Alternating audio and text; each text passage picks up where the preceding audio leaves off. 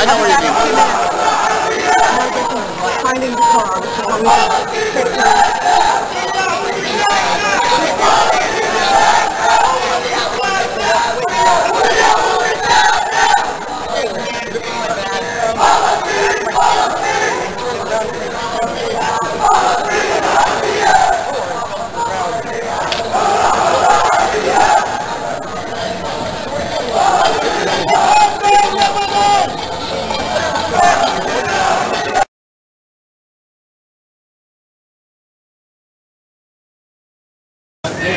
She's on her way. Yeah, looking to bring those signs back? Yeah, we're just no, it's just on this side. We don't come with this side. She's looking at the same, which is a better idea.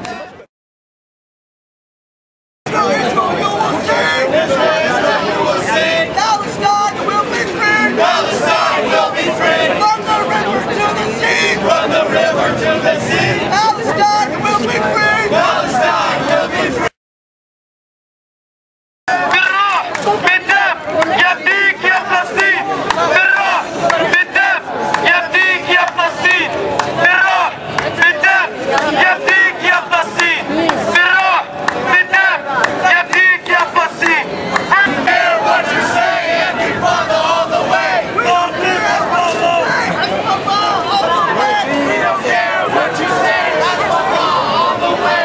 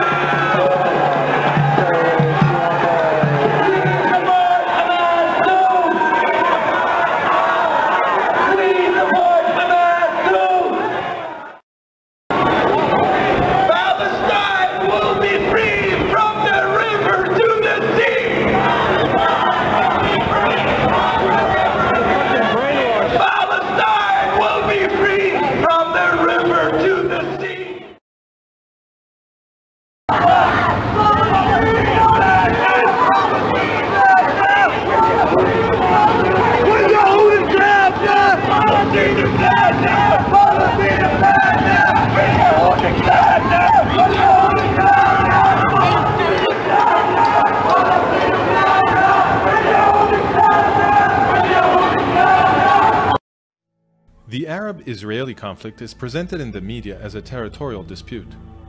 A common argument asserts that in the territory of the present state of Israel, there used to reside a 1,000-year-old Arab-Palestinian people, which was forcibly evicted by the Zionist Jews. In order to evaluate these claims, we must examine the historical facts. We shall do this in what follows.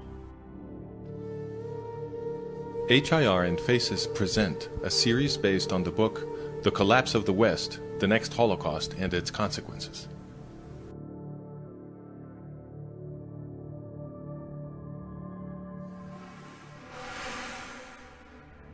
It was the Romans who, in the 2nd century of the Common Era, first used the name Syria Palestina for Jerusalem and surrounding areas. It was an incorrect usage. In Greek, Palestina means homeland of the Philistines, but the Philistines never occupied more than a tiny sliver on the eastern Mediterranean coast, including part of what is today's Gaza Strip, and they had ceased to exist centuries earlier. The Romans had conquered a place called Kingdom of Judah, and they themselves, after possessing it, called it Province of Judea. Both names mean homeland of the Jews. Why then did the Romans change the name to Syria Palestina? This is an important question. Jewish community and religion are organized around the Law of Moses, which, according to Exodus, was born in an Egyptian slave revolt. This explains why the Law of Moses denounces oppression and protects the poor. It also explains the preoccupations of the Roman military aristocracy. In those days, the Jews were a very large population distributed throughout the Mediterranean. The greatest worry of the Romans was that the popularity of the Law of Moses among the oppressed peoples of the empire might result in revolution. In order to avoid such an outcome, the empire launched enormous mass killings of Jews, remembered today as the First Jewish War, the Diaspora Revolt, and the Second Jewish War. According to historians, taken together and in proportional terms, the Romans killed perhaps more Jews than did Adolf Hitler. Once the genocide had been concluded, Emperor Hadrian, after destroying Jerusalem in the 2nd century, brought Greeks to settle it and forbade the entrance to Jews under pain of death. The city was renamed Aelia Capitolina, and the area Syria Palestina. In political terms, Palestine means there are no Jews here, nor do we allow them. Some Jews stubbornly remained in their Holy Land, and many others soon returned. The Romans informally continued to call the place Judea. With the passing of the centuries, the name Palestine was used less and less, and ceased to have a clear referent. Under the Turkish Ottoman Empire, overlord of the area from the 16th century, there was no administrative or political entity called Palestine. In the 20th century, after wrenching the Middle East from the Turks in World War I, the British revived the name when they created the British Mandate for Palestine. But their final definition of Palestine in 1922 was just 1/4 of the landmass that they themselves had baptized Palestine 2 years before. Such arbitrariness supports the complaint of Arab historian Philip Hitti, who testified in 1946 before the Anglo-American Committee of Inquiry that there is no such thing as Palestine in history. Absolutely not. But if the name Palestine is an artificial creation of the Roman Empire, and later of the British Empire, then who are the so-called Palestinians? That question was answered by Zahir Muhsin, the chief of military operations of the Palestine Liberation Organization, or the PLO, now better known as the Palestinian Authority. In an interview with Dutch magazine Trouw, Muhsin explained, "We are all part of one people, the Arab nation. We are one people. Just for political reasons, we carefully underwrite our Palestinian identity. Because it is of national interest for the Arabs to advocate the existence of Palestinians to balance Zionism. Yes, the existence of a separate Palestinian identity exists only for tactical reasons. The establishment of a Palestinian state is a new tool to continue the fight against Israel and for Arab unity." Why does Muhsin say, "a new tool to continue the fight against Israel"? In war after war, the combined efforts of several Arab Muslim states were defeated by tiny Israel, again and again. So a new tool was needed, a political warfare strategy that combined terrorism with diplomacy to achieve what open warfare could not. But is Zahir Muhsin saying that a Palestinian people with a presumed right to the land of the Jewish state was simply invented? The PLO charters appear to confirm this. In its first charter, dated 1964, the PLO defined Palestine in Article 2 with its boundaries at the time of the British Mandate. This is a reference to the second arbitrary definition of the British from 1922. How can a 20th century foreign colonial power arbitrarily define the boundaries of the supposedly ancestral land of the Palestinians? But in truth, the PLO did not even really adopt the British definition. In Article 24, the PLO explicitly asserted that Judea, Samaria, and Gaza, the territories which it now claims for its desired state, were not Palestinian. Article 24. This organization does not exercise any territorial sovereignty over the West Bank, Judea and Samaria, in the Hashemite Kingdom of Jordan, or on the Gaza Strip. In 1968, the PLO rewrote its charter. This time, the definition of Palestine did not exclude Gaza, Judea, and Samaria, so the PLO was now claiming these territories. What explains the change? In 1964, when the PLO wrote its first charter, Egypt was illegally occupying Gaza, and Jordan was illegally occupying Judea and Samaria. But then the Arab states provoked the War of 1967, or Six-Day War, in which the Israelis captured the territories of Gaza, Judea, and Samaria, among others. It was after this that the PLO rewrote its constitution in 1968, this time including Gaza, Judea, and Samaria in its definition of Palestine. The borders of Palestine are therefore flexible and are redrawn to surround exactly the territory which Israel controls. In other words, the borders of Palestine are chosen merely so that it can be used as a tool to continue the fight against Israel. But if Palestine is a recent invention, and the same goes for the Palestinian identity, then where do the Arab Muslims now calling themselves Palestinian come from? Today, about 8 million people live in Israel. But the most reliable estimate about the 19th century puts the population of this area at 300,000. It was practically empty. And that is how 19th century travelers described it. For example, in the mid-19th century, the British consul complained that the area was empty of inhabitants. When Mark Twain visited, he remarked that in the Jezreel Valley there wasn't a single village to be found for 30 miles all around. And a visiting French author, Pierre Loti, wrote that cities and palaces had turned to dust. In a historical study, Karl Hermann Voss explained all this as a result of the Arab-Muslim conquest. In the 12.5 centuries between the Arab conquest in the 7th century and the beginnings of the Jewish return in the 1880s, Palestine was laid waste. Its ancient canal and irrigation systems were destroyed, and the wondrous fertility of which the Bible spoke vanished into desert and desolation. Under the Ottoman Empire of the Turks, the policy of desfoliation continued. The hillsides were denuded of trees and the valleys robbed of their topsoil. And the few people who lived there, who were they? A majority were Muslim, but they were divided by various identities, some of them violently opposed to each other, and none of them Palestinian. There were also small Jewish communities in the large settlements and in the villages of Galilee, and also large populations in Jerusalem, Hebron, Safed, and Tiberias. In Jerusalem, in fact, the Jews were a majority. A document from the British consulate dated 1859 states, "The Muslims of Jerusalem do not exceed a fourth of the entire population."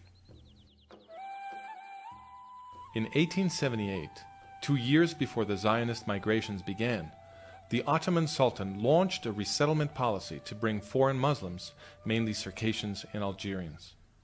Historian Arnold Blumberg explains, after 1880, the forces of nascent Jewish nationalism, foreign Muslim colonization, sponsored by the Turks, and spontaneous Arab immigration prompted by the new prosperity of Palestine changed the demographic face of the land. Given that starting in 1878, enormous waves of Muslim immigration began arriving in what was essentially an empty territory, it is obvious that the vast majority of those now calling themselves Palestinian do not have thousand-year-old roots in the place. This is confirmed by the UN's behavior, for it has defined a Palestinian refugee as any non-Jew who left during the War of 1948 and whose family had been residing in the area even just 2 years before them. Without such a definition, the population of so-called Palestinian refugees would dwindle almost to nothing. Now then, everybody recognizes that the Zionist Jews settled mostly on barren lands that nobody was using. The very King Abdullah of Transjordan, who would participate in the effort to destroy the nascent Jewish state in 1948, wrote in 1946, "I was astonished at what I saw of the Jewish settlements. They have colonized the sand dunes, drawn water from them, and transformed them into a paradise." The Jewish recovery of the land produced an economic explosion that attracted many Arabs from neighboring countries looking for a better life, and they fattened the numbers of those who would later call themselves Palestinians. Many believe, however, that the Zionist Jews stole the lands upon which they settled, using force. Did they?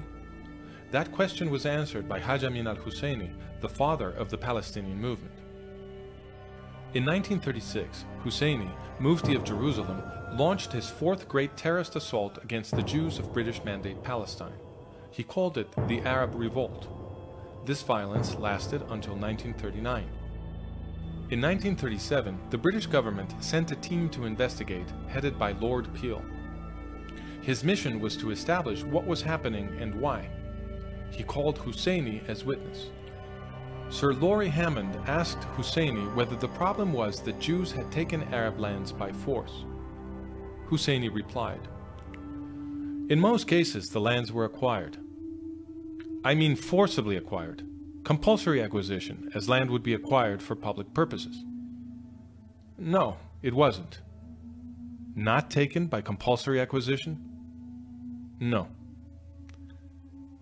But these lands amounting to some 700,000 dunams were actually sold? Yes, they were sold, but the country was placed in such conditions as would facilitate such purchases." "I don't quite understand what you mean by that. They were sold. Who sold them?" "Landowners." "Arabs?" "In most cases, they were Arabs." "Was any compulsion put on them to sell? If so, by whom?" "As in other countries, there are people who by force of circumstances, economic forces, sell their land." The Arab landowners who, according to Husseini, had been forced to sell their lands were the Effendi, the great feudal lords of the area. They did whatever they liked. Nobody forced them to sell. And they had sold their least productive lands at very high prices. In fact, Husseini's own family, among the largest Effendi landowners, was doing a brisk business with these sales. The Husseinis first would threaten the small landowners with death if they dared commit the so-called national crime of selling land to Jews. Then they would buy these plots at fire sale prices, consolidate them, and resell them at extortionate prices to the Zionist Jews. Historian Nathan Weinstock explains, "In other words, hyper-nationalist propaganda became a lucrative industry, indeed even an American-style racket, for the Arab gentry." To conclude, it is false to say that a 1,000-year-old Palestinian people had its ancestral land taken by force by the Zionist Jews. First, because there was no such Palestinian people in the land. And second, because the Zionist Jews bought their lands from willing Arab landowners at prices well above the usual market rate. To see the documentation that supports the statements in this video, visit The Collapse of the West, the Next Holocaust and Its Consequences, Part 1, Chapter 1. It is often said that Islam is the religion of peace, and that the Palestinian movement is secular. Are these claims true? That will be the topic of our next video.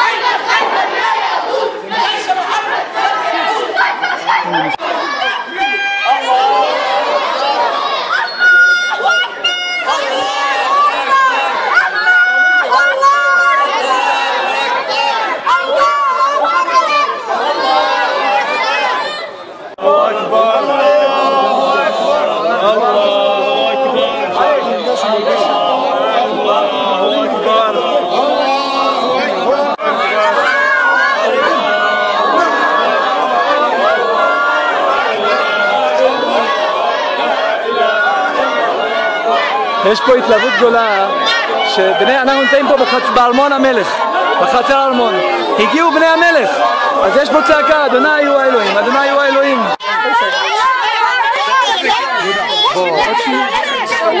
תעצור אותה.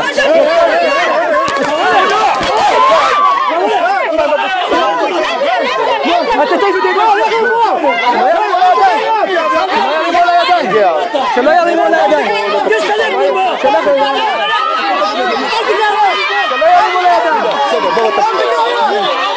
שלא ירימו על הידיים. שלא ירימו על הידיים. שתוק שלא ירימו על הידיים. שלא ירימו על הידיים. יהודה, די, יהודה. תעיף אותם, הם נוהגים באלימות ואתה לא עוצר בית אנחנו מטפלים בהם. אז אני אעשו זוכות, אז אל תגיד לי, אני אלך לבד. תדבר אליהם, אני אלך לבד. תלך למה יתחשב. אתה אין לך מה לעשות.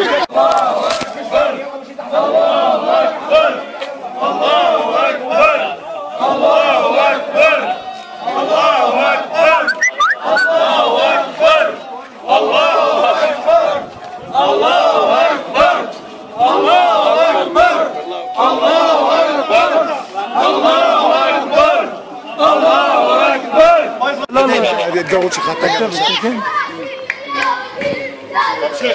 יאללה, יהודה. يلا خلص انصرف نصغر كل الدنيا وراك يلا يلا كلب عوي هو يلا فلوس يلا زعلك انت بالضهوة למה אתם מקיפים משמאל? אנחנו מקיפים משמאל כי יש לנו כלה שמתחתנת מחר, שבעזרת השם אנחנו מייחלים שמי ששיכן שמו בבית הזה הוא ימלא את ביתם באהבה ואחווה ושלום ורעות.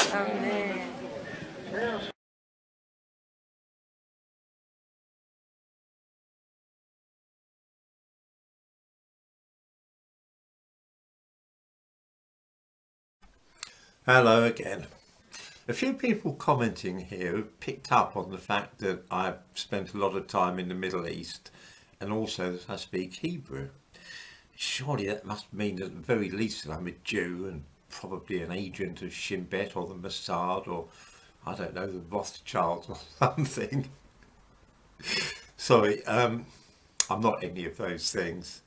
After the Six-Day War in 1967, it became quite the thing for people from around the world, including Britain, to spend time on a kibbutz in Israel. It was an early version of the gap year, although it wasn't actually called that. I'm thinking some of the people that went, like Boris Johnson, Helen Mirren, they're not Jews either, and as far as I know they're not Zionist agents either. Anyway, some of the people stayed longer, they picked up Hebrew the way I did. It's just how things are. I want to look today at a misconception about Palestine, because the British in particular want to forget their role in the problems in the Middle East, and since they actually created the problems that led to Palestinian refugee camps and the Arab-Israeli wars, it's worth looking and see just what they did there. If you ask most people where Palestine is, they'll tell you it's occupied roughly the same land as Israel, and that a lot of the trouble starts because two peoples are trying to occupy that same limited area of land, and that's why there's struggles between the Palestinians and the Israelis, and people take sides on those terms depending often upon whether they're left-wing or right-wing or pro-America or they're Christians and so on. It's all a lot of nonsense. There's no struggle for any land, or at least there shouldn't be, or there wouldn't be if the British hadn't meddled in the area. Until the end of the First World War, there was no such country as Palestine. There never had been. It was simply an area of the Ottoman Empire in the Eastern Mediterranean, and its borders were very vague. It was where we have modern-day Israel, Jordan, Syria, Lebanon. That was generally regarded as Palestine. After the end of the First World War, when the Ottoman Empire was being dismantled, the League of Nations decided to create some individual states, some individual countries in that area, and give European powers like France and Britain responsibility for looking after them. So one of those areas was going to be Palestine. The League of Nations created a new country called Palestine, and they drew its borders, and Britain agreed faithfully to look after the interests of the people of Palestine and take care of it and helped guide it towards statehood. Here is Palestine after the First World War.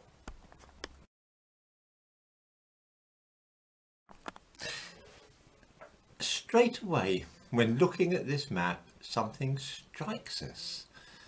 And we look at this huge new country of Palestine. It's much bigger than the modern day state of Israel, about 5 times the size. Most of it's desert. There's plenty of room for as many Arabs and Jews as want to live there. There's no crush for space. No one needs to be stealing each other's land or anything. There's masses of room. So what happened to it all? Who stole 80% of Palestine? Look again at the map and see what you think. Did the Jews seize it? I mean, where did it go? It seems to have vanished. 80% of Palestine is missing. Who's got it? During the First World War, the British, with Lawrence of Arabia, I'm sure that we've heard of him, managed to enlist the aid of some Arabs to fight against the Ottomans, not because the British particularly cared about the nationalist aspirations of the Arabs, but they were useful idiots, they were useful people to have on side. So we promised the Arabs all sorts of wonderful things, and Lawrence of Arabia helped blow up Turkish troop trains and all the rest of it. Okay, after the end of the war, some of those people, the Hashemites for example, were the custodians of the holy places in Mecca during the war, and for generations before. They ended up getting chased out of Mecca by the Wahhabis, the present day Saudi family. And so you had these groups of wandering Bedouin with their own armies, the armies that they'd used to fight the Ottomans, and they decided if they couldn't have Mecca and they couldn't have their own country there, they would carve out kingdoms in somewhere else in the Middle East, which was going to cause frightful trouble for the British. Just imagine. Okay, what happened? One of those groups, wandering Bedouin, I suppose I shouldn't really call them brigands, but that's what they were, army of brigands rampaging around the eastern Mediterranean, were led by a man called Abdullah. He was a Hashemite Bedouin. He was born in Mecca. Here he is.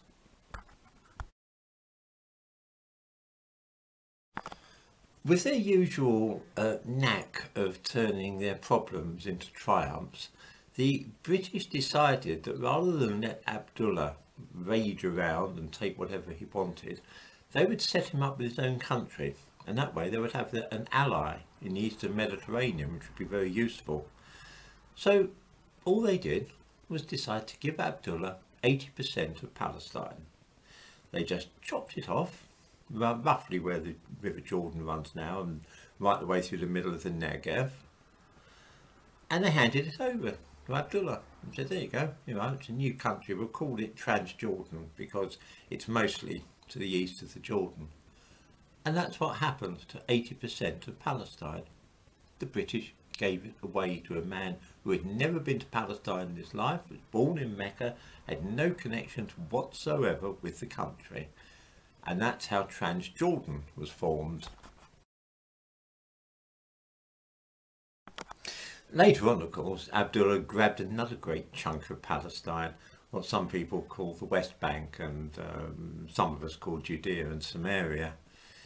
And then he declared himself king, and renamed his country Jordan. The Palestinians were furiously angry with Abdullah for this, and in the end he was assassinated in the Al-Aqsa Mosque in Jerusalem. You can still see where one of the bullets struck a pillar there. Anyway, the Hashemites were very unpopular with the Palestinians. No one liked seeing the whole chunk of their land stolen, but we'll go into that on another occasion.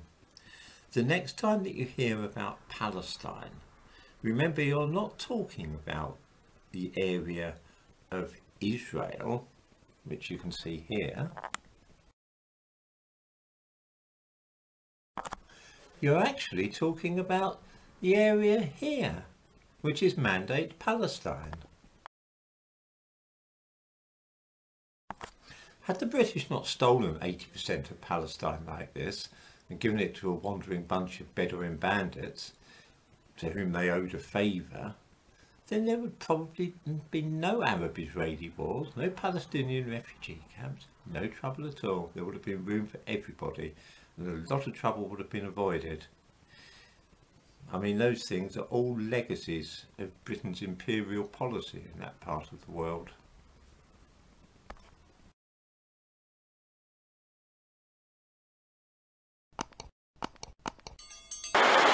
هل بتعرفوا انه تحت قبة الصخرة كان في من زمان معبد يهودي؟ لا. بتعرفوا انه كان في معبد يهودي تحت قبة الصخرة من زمان؟ لا مش موجود هذا الشيء، أنا ما عمرنا شو سمعنا فيه. No, it does not exist and we have never heard about it. Did you know under Al-Aqsa Mosque, underneath there was the Jewish temple 2,000 years ago? I don't believe that. Okay, why don't you believe that?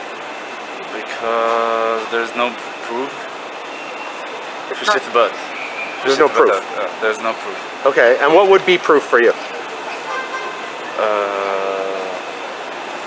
I don't know. Pass. Do you know that under the Dome of the Rock, there used to be the Jewish temple? هل عندك علم إنه تحت قبة الصخرة كان في معبد يهودي؟ أو كان في الهيكل؟ أو كان في الهيكل؟ No? لا. The temple or a temple? The temple. The temple. Okay, he said no. I have no idea about these things. I don't have any idea about this. Had you ever heard it? عمرك سمعت هالشيء عن الأخبار هون أو هون on the news here or there? No. Did you know that under Dome of the Rock there used to be a Jewish temple? Well, they say, they claim actually. Okay. But for many years they were searching for it, but they never found it. But we'll never know. Okay, but do you understand why Jews believe it? Yes. Okay. They claim it. They claim. There's no proof. Okay, they say there's proof. Yes. Not an archaeologist, I don't know.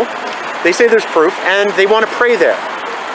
But for many years they were searching for it, but they never found it. So as a normal person, I would never know or go under the Dome of the Rock and know it. But they say at the end of the time, the Aqsa Mosque will fail and they will never find it in our religion actually. But and they'll never find it? Yes. Why will Al-Aqsa Mosque fall? Because it's weak. The search under it. Oh, you're saying because they're doing archaeological digs underneath Al-Aqsa, it's going to fall? Yes. Okay. Yeah, I'm telling him that you're scared of people being too close. I am. Okay. Does he know that under the Dome of the Rock there was the Jewish temple? تعرف إنه تحت قبة الصخرة كان في الهيكل يهودي؟ هذا الحكي ما في. There is no basis of truth to this. Has he heard this first of all? هل سمعت في هالشيء؟ اليهود بتحكي هيك. The Jews. These are the Jews. This is what the Jews are saying. Okay. And how does he know there's no truth? طب كيف تعرف إنه غلط الحكي هذا؟ هلا احنا بنعرف إنه عبد الملك بن مروان هو اللي بنى المسجد الأقصى وهذا الحكي من آلاف السنين. ردت جدد بناية المسجد الأقصى وبنت قبة الصخرة على عهد الوليد. We know that from thousands of years ago, Abdul Malik bin Marwan is a king who built it and then it was rebuilt by his son Walid. So no, it's ours. تعرف إنه هل عندك علم أو هل عندك معرفة إنه المسجد الأقصى وقبة الصخرة مبنيين على المكان اللي كان مبني فيه المعبد اليهودي؟ هذا مرفوض السؤال. This question is refused, is rejected. Okay, why? جملة وتفصيلا. In every aspect, in every detail. Why? ليش؟ اليهود بيزعموا هذا الشيء. نعم؟ اليهود بيزعموا هذا الشيء إن الأقصى مبني على الهيكل تبعه. That Al-Aqsa Mosque is built on their temple. Okay, and how does he know it's not true? كيف تعرف إنه هذا الشيء مش صحيح؟ حسب ديننا وحسب تاريخنا. According to our religion and our history. Okay, but Muhammad went to the furthest mosque. How could there be a mosque there? What? Doesn't it say in the Isra that Muhammad went on a night journey to the furthest mosque? No? هلا هو بيحكي إنه حسب سورة الإسراء اللي في القرآن مكتوب إنه سيدنا محمد راح على أبعد مسجد. سيدنا محمد أسرى من مكة للأقصى، لأبعد مسجد هو الأقصى. Prophet Muhammad أسرى من مكة traveled from Mecca to Al-Aqsa. I know, but to a place that was the Jewish temple.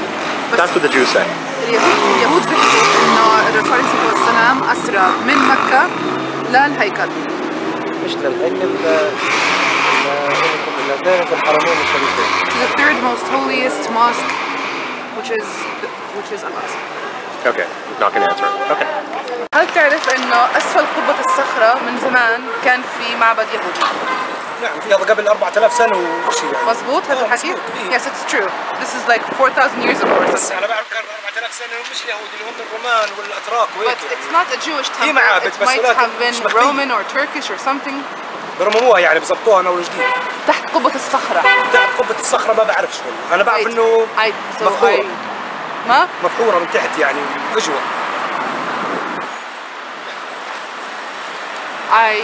I repeated and said under the dome of the rock. He said, I'm not sure, but I do know that underneath there's a lot of excavation. And I know that they, meaning the Jews, have some sort of temple, but I don't know where or. Okay, if they think it's holy, is it okay if they pray there? Where? At the Sakura, at the Dome of the Rock. At the Dome of the Rock. Yeah. If they the Jews. They the Jews. إذا اليهود بيعتبروا إنه قبة الصخرة مقدسة إلهم، هل مسموح يصلوا فيها؟ أنا في لهم منطقة للصلاة بس يعني صلاتنا غير صلاتهم غير يعني. They have an area or location there by the walls to at the western wall. At yeah. the western wall, but so they have their prayers and we have our prayers. Okay. So under the Sahara or the Dome of the Rock, under the Dome of the Rock, there was once a Jewish temple there, according to the Jews. Okay. What did they know that?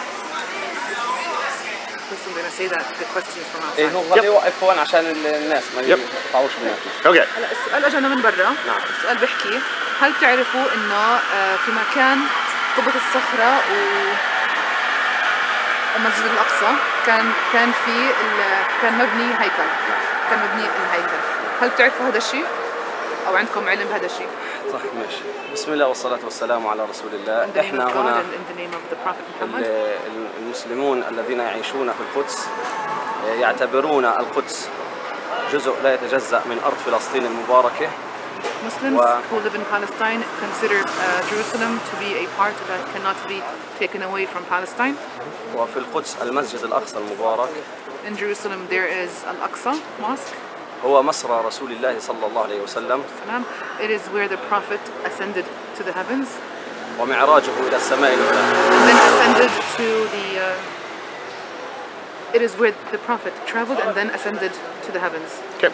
وفي هذا يعني آية في القرآن الكريم سبحان الذي أسرى بعبده ليلا من المسجد الحرام إلى المسجد الأقصى الذي باركنا حوله.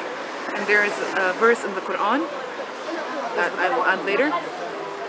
فنحن نعتبر المسجد الأقصى آية من كتاب الله. So we consider Al-Aqsa Mosque to be one of God's miracles and mentioned in the Quran. Okay, but before this, there was a Jewish temple. ولكن قبل قبة الصخرة ومسجد الأقصى كان في هناك الهيكل. بالنسبة لنا الحقائق التاريخية لا تغير ولا تبدل من الحقائق الشرعية. To us, the historic facts do not change the present facts, the legal facts that exist now. Does he recognize that? Does he know, or does he recognize that there was the Jewish temple there? هل حضرتك بتعرف أو بتعترف إنه كان في هيكل هناك يوم من الأيام؟ والله أنا أعترف أن الأقصى آية من كتاب الله وأن الله عز وجل كما يعني يحفظ آياته في كتابه يحفظ المسجد الأقصى. I consider that since Al-Aqsa is one of God's verses and one of God's creations, since God has taken care of and protected the Quran from any change, God will do the same for Al-Aqsa Mosque. هو صحيح أن يعني صحيح يجب يعني أن نعرف ما حصل في الماضي ولكن ما حصل في الماضي مهم ولكن الذي سيحصل في المستقبل أهم. It is true that what It is true that knowing and the things that happened in the past are important, but knowing and doing things for the future is even more important. فالقادم المستقبل إن شاء الله المستقبل لهذه الأرض أنها كما بشر الرسول صلى الله عليه وسلم أنها ستعود وتكون عاصمة لدولة الخلافة الإسلامية القادمة. The future that is coming, and what is more important, is that as the Prophet, peace be upon him, has told us, that Jerusalem will be the capital of the Caliphate state. هذا وعد من الله وبشرى من This is a رسول الله. promise from God, and this is good news from the Prophet, peace be upon him. والمسلمون يعملون لذلك. And the Muslims are working towards this. وندعو جميع من يشاهدنا أن يدخل الإسلام. إن شاء الله ندعو الجميع إن شاء الله لمشاركتنا بهذا الخير.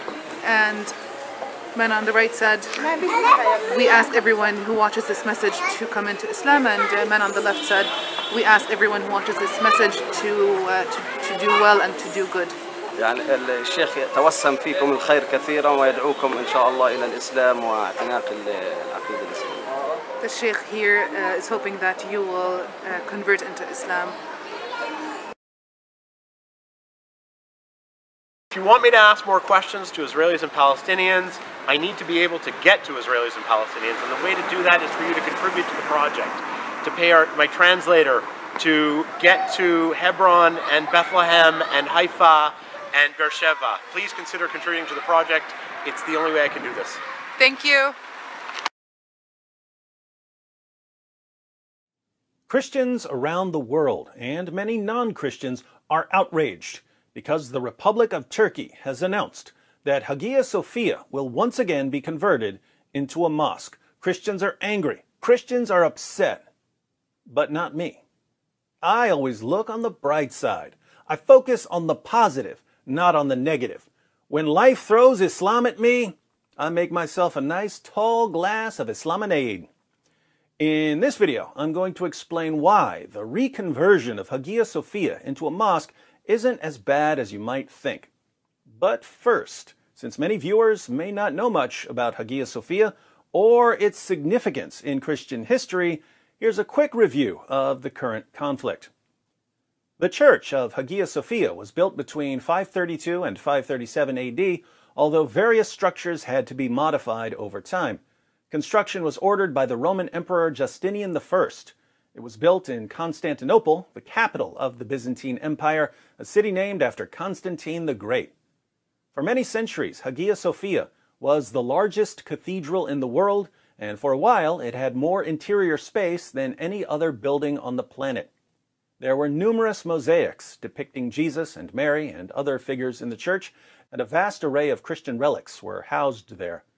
Hagia Sophia was the seat of the Archbishop of Constantinople, the spiritual leader of the Eastern Orthodox Church, and it was the main house of worship for Eastern Orthodox Christians until Constantinople was conquered by Muslims in 1453. While the city was under siege, women, children, the sick, the elderly, and the wounded took refuge in Hagia Sophia. Once the Muslims captured the city, they battered down the door of the church, killed many of the sick, elderly, and wounded, took the women as sex slaves, and enslaved the children. The church was converted into a mosque, the relics were destroyed, the mosaics were either destroyed or plastered over, and minarets were eventually added. Hagia Sophia was a mosque until 1931, when it was shut down by the secular Turkish government. The Republic of Turkey uncovered the Christian mosaics and reopened Hagia Sophia as a museum in 1935. It was a museum for 85 years until Turkish President Erdogan announced that Hagia Sophia was once again a mosque. Naturally, Muslims gathered outside and began shouting, Allahu Akbar. Tonight, some of his supporters took to the streets to celebrate the verdict. But the fear now is that the decision will sow the seeds of acrimony between Christians and Muslims, with the conversion of a magnificent unifying symbol into a potentially divisive one. Am I upset? Not one bit. Look on the bright side. Muslims will never again be able to pretend that they respect other religions. Muslims will never again get to complain that we're disrespecting their religion or their book or their prophet. Think about it. Islam's holiest sites were taken from other religions. The Kaaba was a pagan shrine surrounded by pagan idols. Muslims conquered Mecca, smashed the idols to pieces, and made it the heart of Islamic worship. The heart of Jewish worship for 3,000 years has been the Temple Mount in Jerusalem. After conquering the city, Muslims built the Dome of the Rock and the Al-Aqsa Mosque. Jews have to pray at a nearby wall. For centuries, the heart of the Christian world was Constantinople, and the heart of Christian worship was Hagia Sophia, one of the most spectacular buildings ever constructed. The building was dedicated to the holy wisdom of God. But holy wisdom of God here isn't referring to God's wisdom in some generic sense. In 1 Corinthians 1:24, the Apostle Paul calls Jesus the power of God and the wisdom of God. They named the church Hagia Sophia in honor of Jesus, the wisdom of God. Muslims conquered the city and converted the church into a mosque. And now they've converted it into a mosque once again. So Muslims pray and worship at places that were centers of worship for Christians, Jews, and pagans. They treated Hindus the same way. Muslims constantly demand respect for their religion when they offer no respect in return. Every Islamic prayer in Hagia Sophia is a slap in the face to Christians. Every Islamic prayer in the Al-Aqsa Mosque is a slap in the face to Jews. To you Muslims who are watching, I'll say this. After 14 centuries of seizing other people's places of worship while shouting Allahu Akbar, you have lost the right to demand respect for your religion. Don't come complaining to me next month when season 2 of Muhammad's Boom Boom Room starts. Don't complain to me about how the Jews took your land when the land you pray on was taken from Christians and Hindus and every other group your armies encountered while trying to conquer the world. Your places of worship are monuments to your colossal hypocrisy. Thank you for reminding us of that yet again. We won't forget this time. As for everyone else who's watching, if you're upset that a museum that was once the main Christian church in the world has been converted yet again into a mosque, I encourage you to use that energy in a positive way. Here are some videos to share. When Muslims complain that you're hurting their feelings by sharing these videos, remind them about Hagia Sophia and give them a quick introduction to the concept of consistency.